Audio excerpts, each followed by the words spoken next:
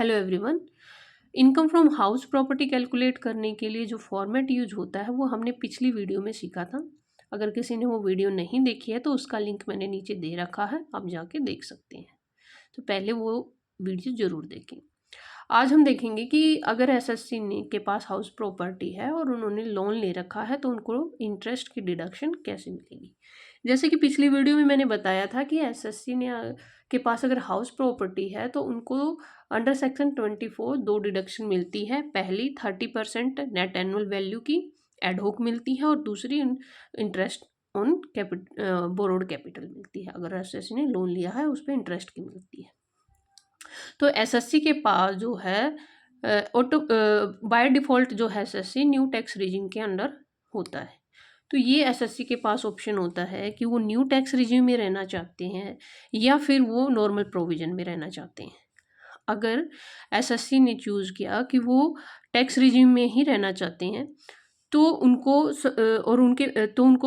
कैसे डिडक्शन मिलेगी वो हम अब देखेंगे। अगर एसएससी ने चूज़ किया न्यू टैक्स रिजिम में रहना, मान लो एसएससी के पास अगर प्रॉपर्टी है और उन्होंने लेट आउट कर रखी है यानी एसएससी ने किराए पर दे रखी है तो उनको दोनों डिडक्शन मिल जाएगी। 30% ऑफ एडहोक नेट एनुअल वैल्यू का और दूसरी इंटरेस्ट ऑन बोरोड कैपिटल, यानी कितना भी एसएससी ने लोन ले रखा उस पर जितना भी इंटरेस्ट होगा उसको पूरी की पूरी डिडक्शन मिल जाएगी। लेकिन एसएससी के पास प्रॉपर्टी है और वो खुद के मकान के लिए खुद के रहने के लिए मकान यूज़ कर रहा है और उन्होंने लोन ले रखा है उसके ऊपर, तो एसएससी को ना तो 30% की और ना ही इंटरेस्ट की किसी भी तरह की कोई डिडक्शन नहीं मिलेगी न्यू टैक्स रिजिम के अंदर। तो ये बात आप समझ गए होंगे कि अगर प्रॉपर्टी लेट आउट है तो उनको डिडक्शन मिल जाएगी दोनों, लेकिन अगर एसएससी ने खुद के रहने के लिए प्रॉपर्टी यूज़ कर रहे हैं और उन्होंने लोन ले रखा है तो उनको किसी भी तरह की कोई डिडक्शन नहीं मिलेगी, ना एडहोक और ना ही इंटरेस्ट की अंडर न्यू टैक्स रिजिम। लेकिन अगर एसएससी ने चूज़ किया कि वो नॉर्मल प्रोविज़न में ही रहेंगे तो नॉर्मल प्रोविज़न में अगर एसएससी के पास प्रॉपर्टी है और उन्होंने जो है लेट आउट कर रखी है तो उनको तो जो लेट आउट कर रखी चाहे नॉर्मल प्रोविज़न में हो या न्यू टैक्स रिज्यूम में हो, दोनों में 30% एडोक्ट और इंटरेस्ट की पूरी डिडक्शन मिल जाएगी अगर एसएससी ने प्रॉपर्टी जो है वो लेट आउट कर रखी है यानी किराए पर दे रखी है। लेकिन अगर एसएससी ने सेल्फ ऑक्यूपाइड प्रॉपर्टी पर लोन लिया है, एसएससी के पास सेल्फ ऑक्यूपाइड प्रॉपर्टी और उन पर लोन लिया है तो नॉर्मल प्रोविज़न में उनको डिडक्शन कैसे मिलेगी वो हम देखेंगे।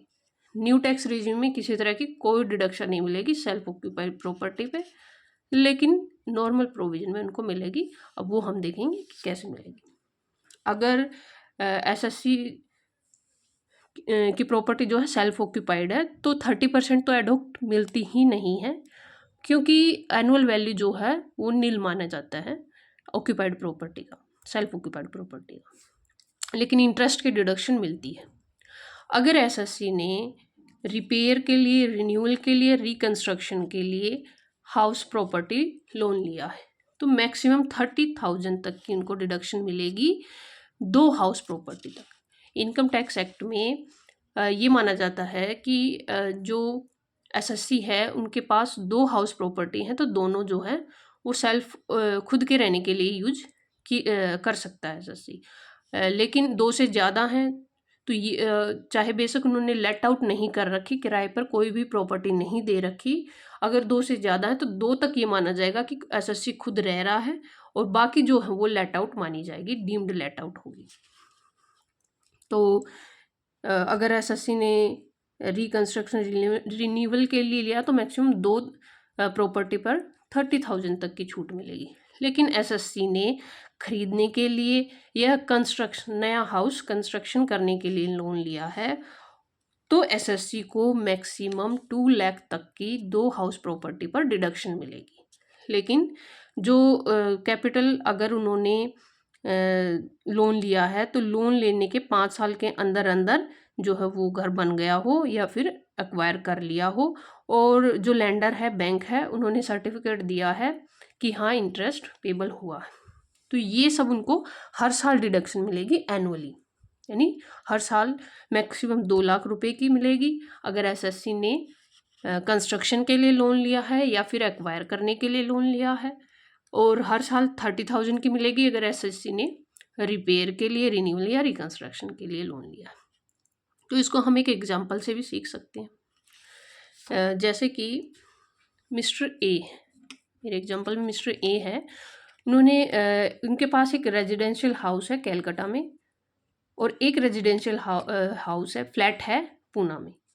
तो उन्होंने जो कैलकाटा वाला है उस पर 50 लाख रुपए का लोन ले रखा है 10% पर एनम, हर साल 10% की रेट से वो इंटरेस्ट दे रहे हैं। एक्वायर करने के लिए लिया है और वो प्रॉपर्टी लेट आउट नहीं हुई, तो यानी कि खुद के रहने के लिए मानी जाएगी, क्योंकि दो प्रॉपर्टी हम ये इनकम टैक्स एक्ट में मानते हैं कि दो प्रॉपर्टी जो है अगर लेट आउट नहीं कर रखी तो सेल्फ ऑक्यूपाइड के लिए होगी, खुद के रहने के लिए होगी। दूसरी में वो खुद रह रहे हैं और उनके पेरेंट्स रह रहे हैं और उन्होंने 3 लाख रुपए का रिपेयर के लिए लोन लिया है जिसपे 12% पर एनम जो है इंटरेस्ट जाता है। तो असेसमेंट ईयर के लिए किस तरह से उनकी इनकम कैलकुलेट होगी और किस तरह से उनका जो है इंटरेस्ट कैलकुलेट होगा वो देखेंगे। सबसे पहले कैलकाटा वाले हाउस की, जो उन्होंने एक्वायर करने के लिए 50 लाख रुपए का लिया था, तो 10% इस साल 10% उन्होंने जो है इंटरेस्ट दिया है, तो 5 लाख जो रुपए इंटरेस्ट दिए हैं। लेकिन मैक्सिमम जो है वो 2 लाख रुपए तक, जैसे हमने बताया था कि 2 लाख रुपए तक ही जो है वो डिडक्शन मिलेगी मैक्सिमम। तो मैक्सिमम डिडक्शन उनको 2 लाख रुपए की मिलेगी, न कि 5 लाख रुपए की। दूसरे हाउस जो है उन्होंने, दूसरा हाउस जो है वो उस पर जो रिपेयर के लिए लिया है उस पर इंटरेस्ट जो है 36,000 है, लेकिन ये पता है कि मैक्सिमम 30,000 तक ही मिलती है, जो हमने देखा था 30,000 रिपेयर, रिन्यूअल और रिकंस्ट्रक्शन के लिए, और अगर उन्होंने एक्वायर किया है तो 2 लाख रुपए। तो टोटल जो इंटरेस्ट है वो 2,30,000 जो है इंटरेस्ट बना। लेकिन पहले हमने देखी सिंगल पे, अब हम दो के लिए देखेंगे। दो पे ये माना जाएगा कि दो पे मैक्सिमम 2 लाख रुपए तक ही डिडक्शन मिल सकती है। वो सिंगल पे हमने देखी कि ये 2 लाख रुपए तक मिल सकती है, ये 30,000, लेकिन टोटल 2,30,000 हो गई। लेकिन अभी हमने देखा कि मैक्सिमम 2 लाख रुपए तक दो हाउस पर ही मिलेगी, तो ये 2,30,000 ने मिलके एसएससी को 2 लाख रुपए तक की डिडक्शन इस साल मिल जाएगी। ये हर साल कैलकुलेट होगी, इस असेसमेंट ईयर के लिए हमने कैलकुलेट किया। और ये कैलकुलेट कैसे होगा ये भी मैं आपको बता देती हूँ, फॉर्मेट इसके लिए। जैसे कि मैंने बताया कि सेल्फ ऑक्यूपाइड प्रॉपर्टी का gross annual value, net annual value nil माना जाता है, उसकी कोई वैल्यू नहीं मानी जाती। लेट आउट के लिए हमें निकालना पड़ता है, वो आप पिछली वीडियो में जाके देख सकते हैं। तो 30% जो इस नेट एनुअल वैल्यू की है वो होगी नहीं। दूसरी इंटरेस्ट की अभी हमने कैलकुलेट 2 लाख रुपए तक, तो ये हमें लॉस हो जाएगा 2 लाख रुपए तक, जो कि सेट ऑफ हो जाता है। तो इस तरह से हमारा जो इंटरेस्ट वो कैलकुलेट होगा और इनकम भी कैलकुलेट हो जाएगी।